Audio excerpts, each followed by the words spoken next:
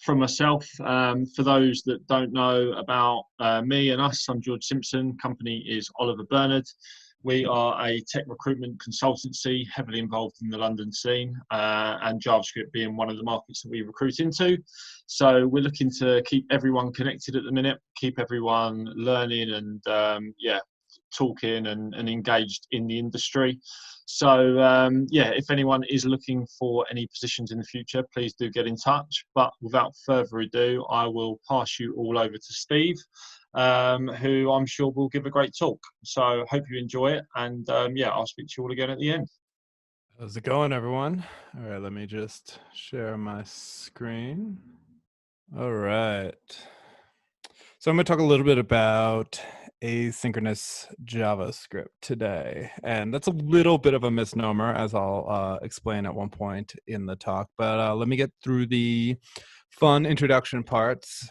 As George mentioned, my name is Steve, and I am front-end architect and senior principal engineer at Twilio, which is that company that gives you an API for sending text messages, as well as programmable voice, programmable video, programmable chat, programmable email, so on, so forth. Anything you need to do involving communication, we probably have an API that helps with that. I wrote a book a few years ago on Electron, which is what Slack and Visual Studio Code and Atom are based on. It's basically building desktop applications in web technologies, and I've done a bunch of courses for Frontend Masters. All right, we've got that out of the way. Let's have a little bit of talk about what it means to have asynchronous code, because most UI frameworks is a strong word. Most UI paradigms have some idea of asynchronous code, whether that be JavaScript on the web or iOS or Android or desktop applications. This idea that users might do something at some point or another, and we need to then listen for those changes and deal with it is a pretty common paradigm. But I do know, before I worked at Twilio, I worked at a software engineering school called the Turing School of Software and Design, and I would watch a lot of people come from more standard environments like Ruby or Python and really struggle with the asynchronous nature of JavaScript. And it would very much be like, oh, I hate JavaScript, it's the worst. And it's like, JavaScript isn't the worst. I mean, it's also not the best, let's be really honest. But it's not JavaScript's fault, it's just that asynchronous programming is hard. And once you kind of understand the mental model around it, becomes a lot easier, because a lot of the kind of we say that JavaScript is single-threaded and it has this event loop, but at the same time, that all is just a model for concurrency, and concurrency is hard in general. We don't kind of give that enough credit sometimes. So what we're going to try to do today is we're going to try to understand the mental model of asynchronous programming in JavaScript in either the browser or Node.js. And then we'll look at some of the patterns that we use in JavaScript to program in a asynchronous fashion. So first, we're going to torture some metaphors to kind of understand the basic concept. Let's talk about, let's say I have some errands to run, right? And obviously these days running errands is a lot more difficult, but we're going to do this in the context of a normal day of running errands. So in this case, I'm going to run 2 errands. I got to go to the pharmacy and I got to go to the grocery store. All right, if I was going to run these synchronously, right, we'll have our little hipster version of me show up. I don't wear glasses. What would a synchronous version look like? Well, I might go to the pharmacy, drop off my prescription, wait in line, wait for people to argue. I live in the States, so there's a lot of arguing over health insurance and what they do and do not cover. Y'all might not have to deal with that, but I do. And then finally, I'll wait in line. I'll wait for everyone else to get their stuff. I will get my prescription, and I'll move on with my life. Then I can go grocery shopping, right? At which point I will give some money and, buy a carrot or something along those lines, right? The idea that I have to do one thing all the way to completion before I can go ahead and do the other thing is that very kind of synchronous, one at a time. I do things in series. I can't really do anything in parallel. So what would this look like if I was doing it asynchronously, right? With some amount of parallelization in this case? Well, I would show up. I would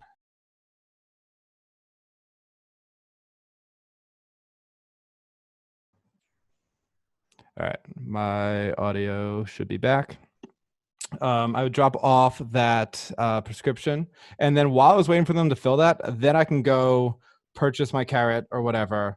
Finally, when my prescription is ready, come back and handle that. This idea that I can do more than one thing at the same time is, I think, the powerful nature of either concurrency or, in this case, that asynchronous JavaScript part. There are a few kind of fundamental concepts.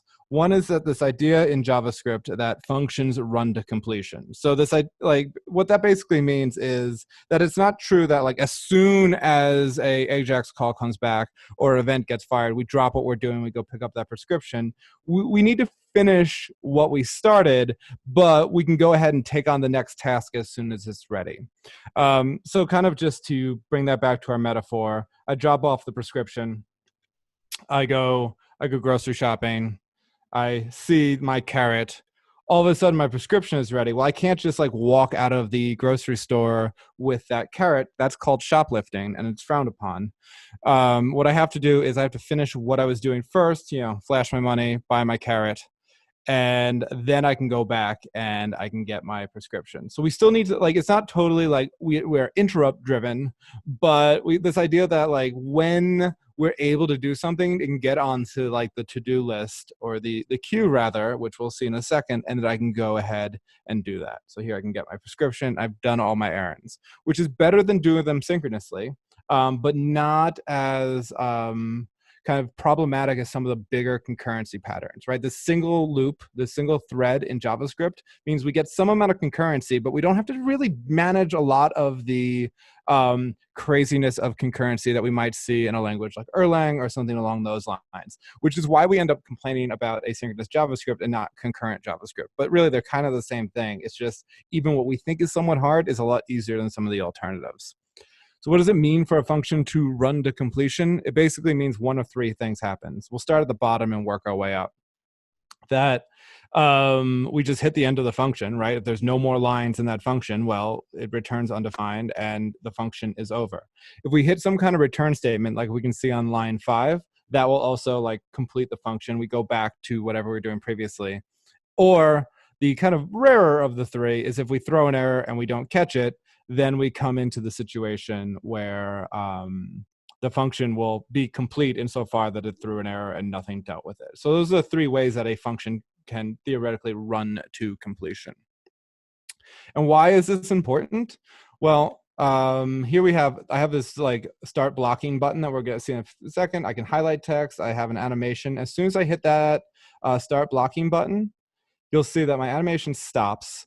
I can't select any text. If I hit that show alert button, nothing happens, right? And this would be bad for a user interface. Just because like we were making some network request or an AJAX call, and to have it be the case that everything stops is pretty unacceptable for a user interface. So that's why we have some of that asynchronous nature in JavaScript, so we can kind of do more than one thing at the same time. We can go send a network request while still doing all the animations and responding to click events, so on and so forth. If anyone wants to know how I started blocking the browser, that I would not put that function in your code personally, but that will block it. Because like we said before, functions run to completion. This one will never complete, which means no asynchronous event, whether it be a click event, any animation will happen because that function will basically cause an infinite loop and just never run to completion. So it is possible to have blocking code in JavaScript. There's nothing stopping you from doing it, but the environment tries everything in its power to prevent you. So JavaScript, all this asynchronous stuff is just based on events. Like we think about in terms of like click events or anything along those lines, everything, whether it be an AJAX call or any other kind of asynchronous thing happening in our JavaScript, it's just events, right? Everything, whether it's promises, async await, callbacks, it's actually all just events under the hood, and it's no more complicated than the click event.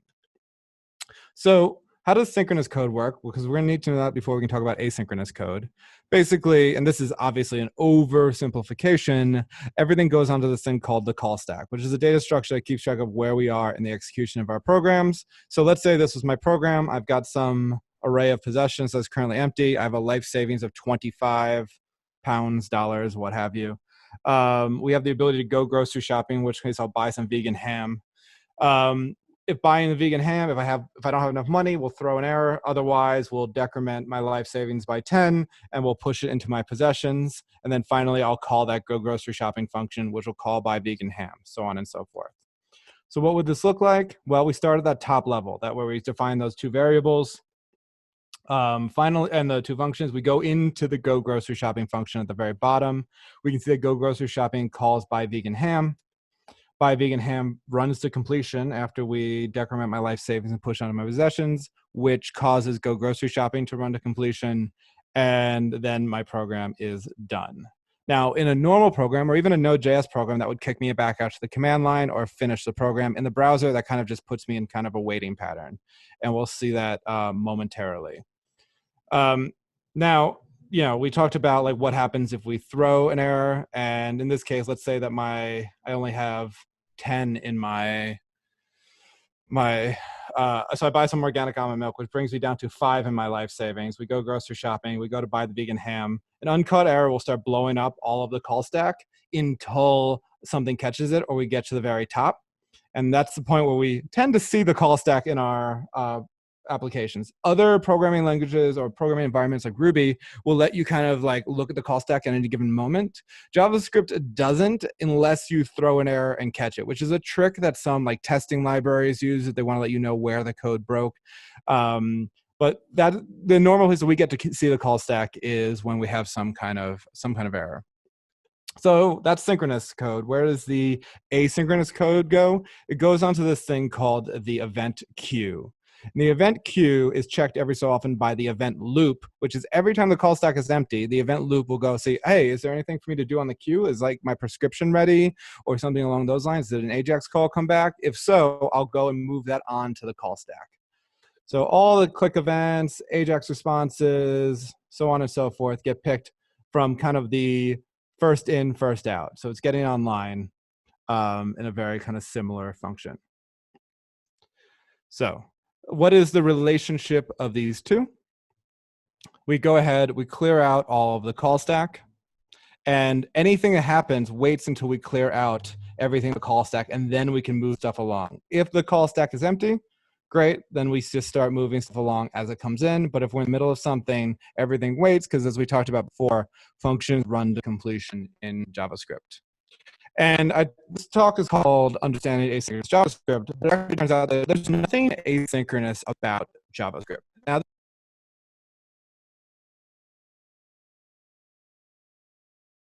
audio cut out. All right, audio should be back. Now, in ES 2015, the spec, there's a little bit of a thing about promises, but prior to the ES 2015 spec, for the 20 years of JavaScript leading up to that, there was not a single mention of asynchrony in anything to do with JavaScript. JavaScript is no more asynchronous than Ruby or Python or C for that matter. It just lives in an asynchronous environment, right? What do we mean by the environment? We usually mean the browser or Node.js on the server side. And so in the browser, we actually have a few different technologies. We've got the DOM, the document object model, which is kind of all of our HTML nodes that are in there, everything we can interact with. We've actually got a whole bunch of things called the behavior object model, which are not defined in the JavaScript programming language, but are made available in, some of them are made available in Node, all of them made available in the browser. This idea of set timeout and set interval are not in JavaScript, the programming language. AJAX is not in JavaScript, the programming language. Fetch, request animation frame, these are not in JavaScript. JavaScript is kind of our programming language, objects, arrays, and functions, but there's large parts of what we think about in JavaScript that are not necessarily part of the JavaScript programming language. They're just things that we have to kind of deal with as we're using it. So all of the asynchronous stuff is actually provided by that behavior object model. And those, if you ever put them in console, you'll see that they're just written in native code.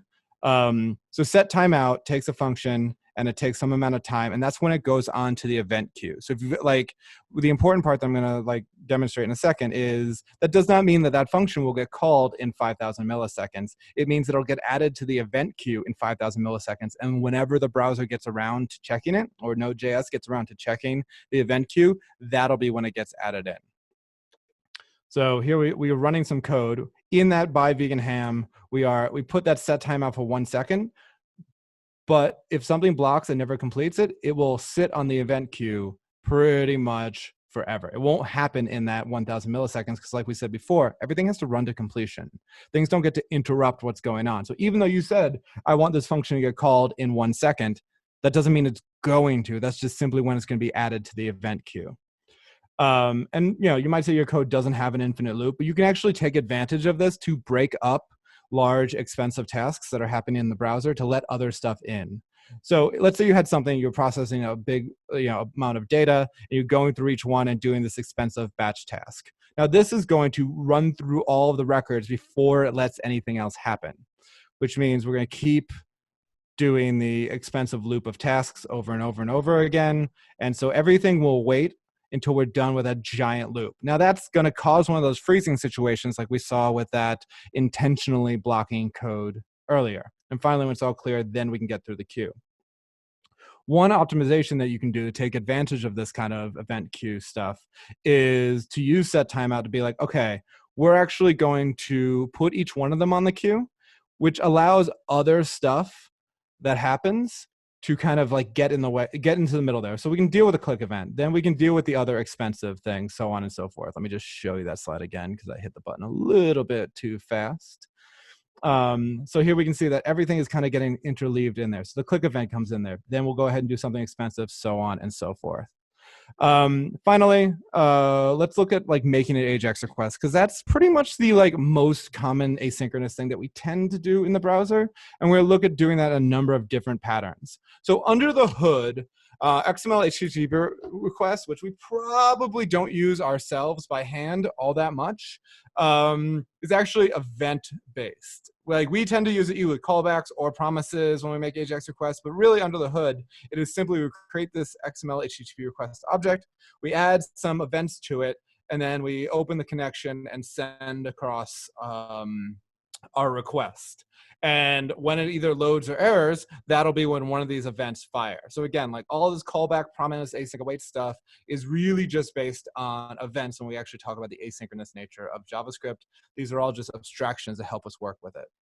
So the callback pattern is basically we take all of the parts that might change, because writing this, and this doesn't even have the error state, writing this for every single AJAX request we want to make is really tedious. So we tend to not want to do that. So what we do is we take all the parts that could change, like is it a get, a post, a put, a delete, or a patch request, what endpoint, and what do we want to do when it comes back, and we tend to abstract all of this away. So here I'll just make an AJAX function, right? Like it could be get JSON and jQuery or whatever.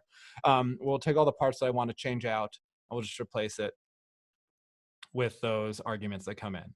And so now we've basically taken all of this and boiled it down just to this using the callbacks. But there's nothing like asynchronous about the callback pattern itself. It's simply that we are adding those event listeners and passing the function through. Callbacks are not necessarily asynchronous programming. They're just taking advantage of the fact that functions are first-class citizens in JavaScript. So we can just reuse this code over and over and over again. What if something goes wrong? Well, there's two ways I've historically handled that. There is, so we've got the load callback. We could say, all right, if we got something above a 400, we want to do the error callback. So jQuery allowed for passing 2 callbacks. And so we could write the code something along these lines. Node.js switched it up a little bit. Instead, like, hey, we're going to have 1 callback, and the first argument is going to be the error if there was any error, and the subsequent arguments will be all the successful stuff. So here we'll have 1 callback, and if things go poorly, we'll pass in that error as the first argument. If things go well, we'll put the first argument as null, and we'll put all the data as the second argument. Right? We can do the same thing with the error event as well. And so this is the more node pattern as well. So callbacks have some problems. One, if you've ever used callbacks for any amount of time, there's this idea of callback hell, which is you put callbacks in your callbacks in your callbacks if you have to do like several asynchronous things in a row, and that becomes really hard to manage. It's also this inversion of control, which is basically with the callback pattern, I'm giving you this function to call when that AJAX request is over, whenever that asynchronous event is over, but I've basically given control of my code away. I can't use that data a second time somewhere else, so on and so forth. Some of this can be solved with some libraries that tend to make it easier, but we can also create other patterns. And so we have something called promises, and promises started out like completely like as a third-party library and are now natively available in JavaScript and have been for about like 5 years at this point. Which we've kind of seen. jQuery had deferreds, which are not technically spec compliant promises, but like whatever, they're close enough. And really, to be a promise-like, you just need a then method, which is, so I want you to do some asynchronous thing. Then when you're done, then when I have that result, then I would like you to do whatever. So we can like make some request to an endpoint, and then we can alert it. And with promises, you can chain, because each one of the thens returns another promise that you can continue chaining, so on and so forth. So promise.resolve just returns to me a resolved promise. In this case, it's going to be the value of 2. So I could console log it. I could add 1, and as you keep going through the chain, you return more promises with whatever the return value of the previous .then was, which is super useful for kind of breaking up your code to pieces and moving things back and forth. In like Node.js, I used to use this with some of the database libraries where I might only want the ability to get something from the database separated from the transformations that would do the code. So I'd have the promise that returns what fetched from the database, and then later I would add on additional promises after that. And yeah, you get the point. And you can store that value. And if like we have future number, we can go ahead and I can actually get that original value again, which is stuff you can't really do in callbacks. So what's a more practical example? Let's say I wanted to get some blog post from an endpoint and I want to have a function that transforms it into the HTML. Well, I could go ahead and request and they get all the posts and then map them with that functionality and then put them onto the page. So it gives you this ability to like break up what you do with your code. But the important part is, unlike callbacks where you're giving away your code, you kind of keep it all in your current scope, and you don't necessarily need to put callbacks inside of callbacks inside of callbacks. If you find yourself nesting promises instead of using promise chaining, that's a good sign that you might want to refactor your code. The other thing we need to do with is promises deal with errors. And one thing that gives us there is, it used to be that they would swallow the error completely. Now, at least the browser or Node gives us the ability to see that we didn't catch a promise. If we need to deal with the error, that anywhere in the chain, ideally at the end, because if something happens after that catch, you won't catch it again. If anything breaks or anything throws in this entire chain, that catch will deal with it. So we don't have a lot of those like squirrely patterns we saw with that error first in the node pattern having to pass in 2 callbacks. We just basically say like, these are all the really great things I would like to happen. If that doesn't work, go ahead and this is what I would like to happen, like display some error message or something along those lines. This will go poorly for you. You do want to make sure your catches are at the very end. A lot of times we end up consuming promises. It is very like, unless you're making a library or trying to create a new abstraction around a callback, you probably don't have to make your own promise. It can feel a little confusing, but it's really not. So there's in the modern versions of JavaScript, there is a promise constructor that we can use when we make a new promise. And that new promise,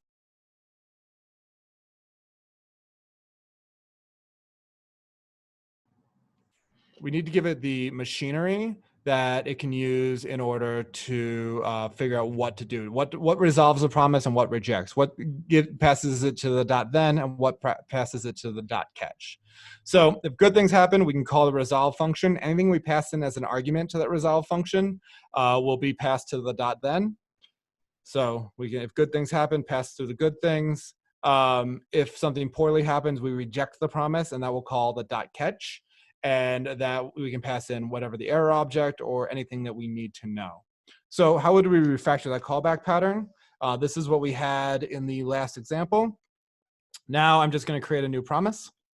And that'll have that resolve and reject in there. And I will do my favorite thing in the world, which is start to cut and paste code.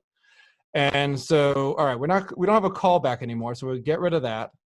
And we'll just reject if we had over a 400. And we will resolve if the good thing happened. And this will refactor everything that we needed. And I'll just go back and show that again. This will refactor everything. And so now we have that promise pattern. Now we can call Ajax, give it a method in the URL, and .then will be whatever the positive response is, and .catch, in this case, will be whatever the error is. There are a few other patterns to dealing with asynchronous code. Like promises will get you most of the way there. There's gonna be one more that I talk about that is not commonly used, or so we think. There's some, like, we actually use a lot more than we think, but it's kind of under the hood. So I'm gonna explain how it works. I'm gonna show you where you might have actually seen it without actually knowing what's happening. So I talked about the fact that functions always run to completion. And there's an asterisk there because that's not necessarily true in modern JavaScript.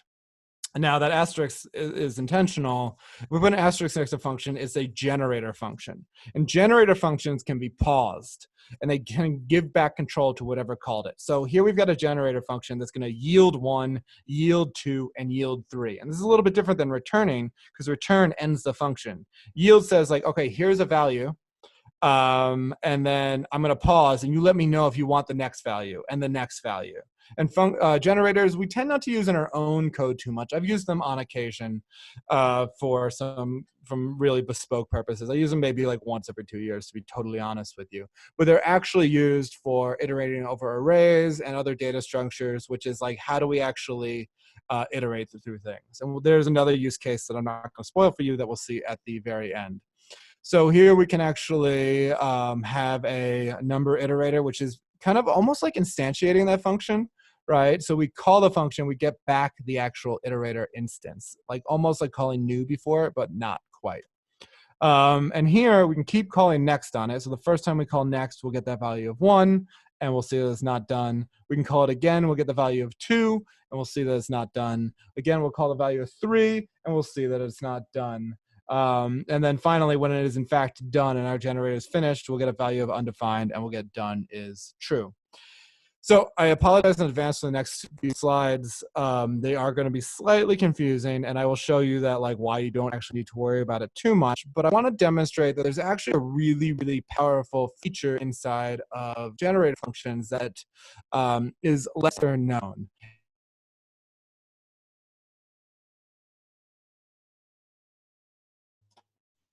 Even after the function has started, we can actually pass in additional information. Now, again, this code is going to be a little bit squirrely, but there's some decent abstractions around it. So here we've got the ability to add 2 numbers, but it's going to happen over time. And so we have this add 2 numbers eventually. And here we pass in that first number. And eventually you can see I yield back that A. And then I'm going to store some value in B, and then finally I'll return A plus B. Like I said, this code is a little bit squirrely, but we've got our A. We'll at one point yield back A, and we're going to store that value inside of B, and then we'll put A plus B in. So this is what it actually looks like if I pop it into the console. So I can start out with that A, which I'll say is 1. And when I call it back, I'll get it back, that value of 1. And then you can see the second time I call next, I will actually get the return value, which is 3, and the fact that it's done. But I can pass in that second value after it's already been started. And this obviously is a super contrived example, but it actually demonstrates a really, really powerful concept, which is a lot of times when we are doing asynchronous things in JavaScript, like clearly we talk to the server, we hit some JSON endpoint, we're waiting to hear back from the server before we move on. So this idea that I can start a function, pause it, and come back to it later with more information when I hear back from the API is really powerful for asynchronous programming. So I'm going to show you one more thing here that is really squirrely, and then we'll make it a little bit better. So I'll have this like main function, like I'm writing C or Go or something like that. And I have slightly refactored, I have this request function up at the top. And so it's using that Ajax function, which is the promise-based one that we wrote previously when we refactored our callbacks. And so we'll get the URL, and then we'll, as soon as we hear back the .then on that promise, when we hear back from the promise, we'll kick off the generator with whatever we heard back from the server. And so this lets us write code that feels somewhat synchronous, but it's definitely asynchronous because we have this main function, right, which is a little weird. We don't normally see that in JavaScript. Whenever we need to get data, we will request and wait until we hear back from the server and then go ahead and do the next thing. And we do need to like kick it off along the way here. And so each time we kick off the server and then we start the entire program, which will, again, pause it every time we're waiting for an AJAX request, move to the next line once we've heard back. Again, that feels bad, and if it was slightly confusing, you should feel okay because it is confusing and it is bad. But the general idea is that promises plus generators plus a slightly nicer syntax give us async await. All async await is under the hood is it takes the promises and it takes the generators and it puts it together. This idea that we're going to wait and then move along with code is effectively what we saw with that yield and that promise before, but with a slightly nicer syntax. While this feels confusing and bad, this is what it might look like in modern JavaScript using async await. But under the hood, it's just generators and it's just promises. And one of the ways that you can tell that something is possible in regular JavaScript, if Babel can ship a plugin before it ships in the language, it means that you could theoretically create a version of this using regular JavaScript. The syntax might not be fun, but you can absolutely do it. And so that's what we saw with async await, which is Babel was able to ship it before it landed in the language. Babel could not do that with proxies because proxies were like net new functionality in JavaScript. But you can kind of see that this is what error catching would look like. We get to see that normal try catch that we know from JavaScript, and it will just work. And it's just an abstraction over that using promises and generators for us.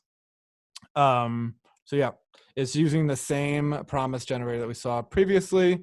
There are some other fun things like promise.all and promise.race. Promise.all will take an array of promises and give you back a promise that returns it. Promise.race will take an array and give you back the first one. But the important part is async await promises. Promises were able to be written before promises were in the JavaScript spec. So that means that at the end of the day, like I said, it's all just events, and everything beyond that is just JavaScript after the fact, right? There's nothing necessarily special or magical about all of this. You could theoretically implement this all yourself if you really wanted to. Now, you probably shouldn't, but you absolutely could. And I think that's one of the really like powerful features along the way. And all the other crazy stuff like observables and streams and thunks and so on and so forth, they're all, again, just regular JavaScript with an abstraction. So we can take things that like feel relatively bad and create syntaxes and abstractions for dealing with it that feel better to kind of take this complexity and help us manage it. But at the end of the day, it's all just events and the event queue that we go and tap into every so often. And those aren't in JavaScript. They're provided to us by the browser and by Node.js. Thank you very much. I hope that was, I know it was fast-paced, but I hope it was somewhat informative for you. Thanks, Steve. I don't know if anyone had any questions for Steve. Didn't see anything come through on the chat. Sorry, my apologies. I probably should have said at the beginning to do that. Looks like there is a question going to come through, Steve, from Ezra. So I'll just leave you for a couple of minutes to see if anything comes through. So with the promises, like they're really just abstractions around that event. The event will be what puts stuff into the event queue. You could have a promise. Now, you can have a promise that resolves immediately with no asynchronous JavaScript. You could have a promise that does some stuff. Like there's no reason to do it, but there's nothing about a promise or even really async await that is necessarily async itself. It's basically you're waiting for some event to happen, and then that's when you want to give the code back. So it's just a way of managing around events. Events are really the only thing that truly puts something onto the event queue. Promises are just kind of like syntax around it, if that makes sense. So you can have promises that are totally synchronous. I don't know why you would want to, but you theoretically could. I mean, I can think of reasons why you might want to, which is like if you think, if you want to have a solid interface between the synchronous parts and the asynchronous things that happen regardless, like you might just, there's no way to have like something that's synchronous sometimes and asynchronous the other time. So you would give yourself an asynchronous API. But like the promises will basically wait for the event to happen. Like if you think about the code that we saw originally. Can you hear me now? Yeah, we can. All right, cool. My audio got a little flaky there. So yeah, the events happen. That's what causes the promise to resolve.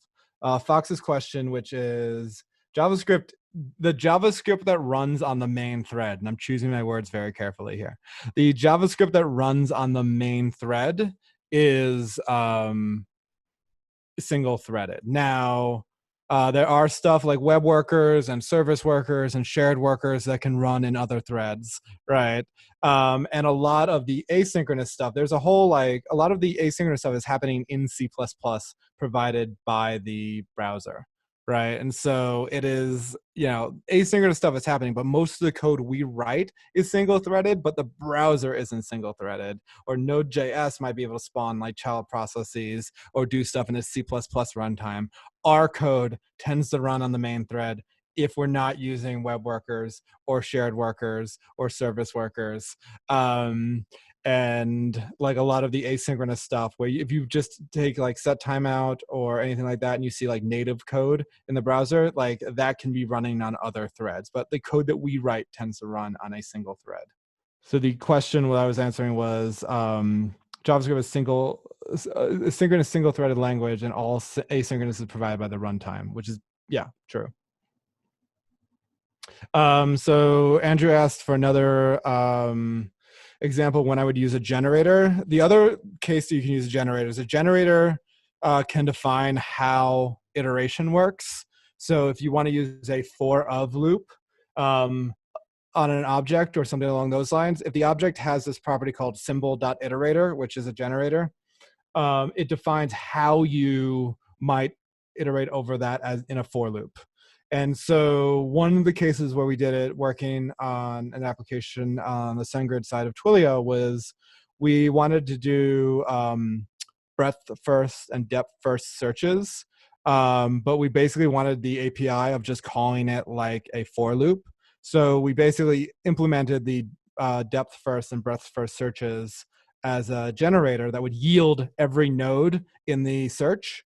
So basically you could then take this and use a for of loop and you're getting a breadth first or a depth first search without knowing it, right? So you could like navigate through a tree of DOM nodes or an abstract syntax tree using a for loop and not have to like keep reusing and know that you're using a search algorithm.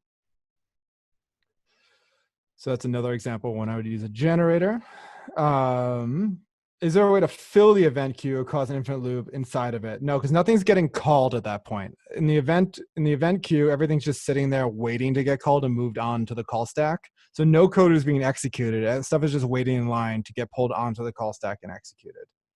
Let's see. Fox is like multi-thread is provided by the runtime. Async, which is defined by ECMA, should be treated like part of JavaScript. So JavaScript is asynchronous. JavaScript is for the most part synchronous, right? Like there's a little paragraph about promises in the ES 2015 spec, but most of the asynchronous parts are provided by the browser, right? All of the events getting called is actually provided by that behavior object model. It's partly true insofar that like there's a little part that talks about asynchrony, but like a lot of the asynchronous parts of JavaScript are actually provided by the environment, not by the JavaScript programming language itself. Cool.